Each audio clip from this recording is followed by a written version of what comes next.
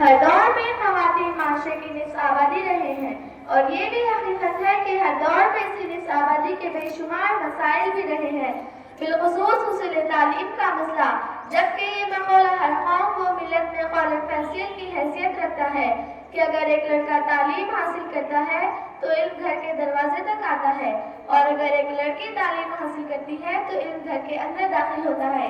اس حقیقت کو معاشرے نے بڑی مدت تک تسلیم نہیں کیا، جس کے نتیجے میں یہ نصف آبادی جہالت کے اندھیروں میں رہنے پر مجبور ہوئی۔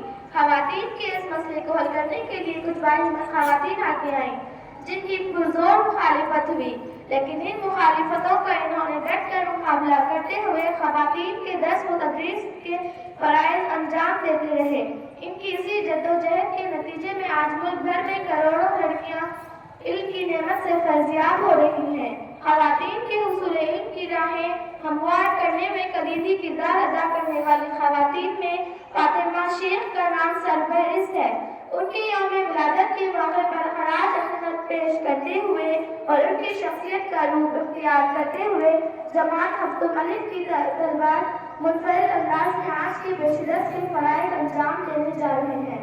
امید کرتے ہیں کہ آپ اسے بس برائے بخش کر ہمارا حوصلہ بڑھائیں گے۔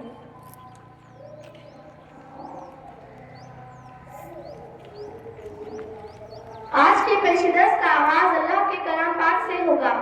تلاوت پیش کریں۔ تلاشے علم تو پہنچ گیا کہاں سے کہاں تک جہاں میں، تلاشے علم تو پہنچ گیا کہاں سے کہاں تک جہاں میں، بتا تو صحیح وہ کون سا سبق ہے جو خدا نے نہیں دیا قرآن میں۔ میں فاطمہ شیخ، میری پیدائش مہاراشٹر کے ایک شہر پونے میں 9 جنوری 1831 کو ہوئی۔ مجھے ہندوستان کی پہلی مسلم خاتون معلمہ مانا جاتا ہے۔ 19ویں صدی میں تعلیم اسلام کے حق میں آغاز کرنا آسان نہ تھا۔ لڑکیوں کی تعلیم کا کوئی تصور ہی نہ تھا۔ ہمارے زمانے میں ساوتری بائی پھلے اور جیوتی راؤ پھلے نے تعلیم نسواں کی مہم چلائی۔ اس وجہ سے سماج میں ان کی زبردست مخالفت کی گئی۔ جیوتی راؤ پھلے اور ساوتری بائی پھلے کے گھر والوں نے انہیں گھر سے بے دخل کر دیا۔ اس وقت میں اور میرے بھائی عثمان شیخ نے، ہم دونوں نے ساوتری بائی پھلے اور جیوتی راؤ پھلے کو اپنے گھر میں پناہ دی۔ پر بیٹی کے لیے زیور تعلیم سے بڑھ کر تحفہ کسی بابل کا کوئی اور نہیں ہے۔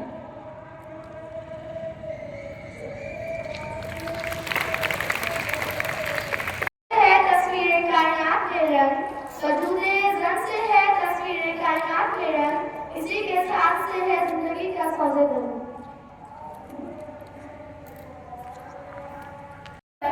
ایک جنوری 1841 کو ہمارے ہی گھر میں ساوتری بائی نے لڑکیوں کے اسکول کی بنیاد رکھی۔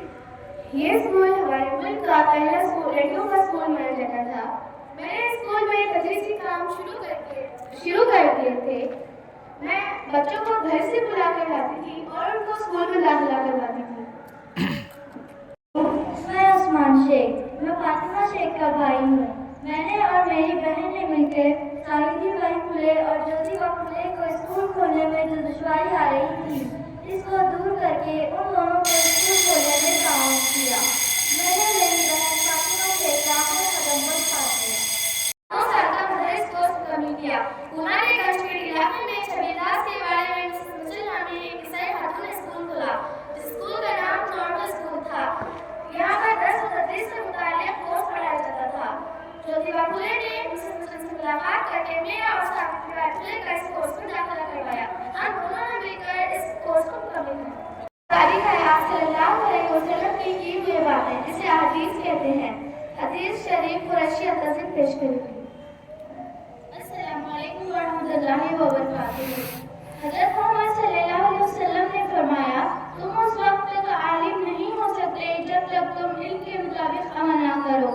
آپ صلی اللہ علیہ وسلم نے فرمایا، جو شخص علم کے لیے گھر سے باہر نکلا جب تک واپس نہ ہو اللہ عز و جل کی راہ میں ہے۔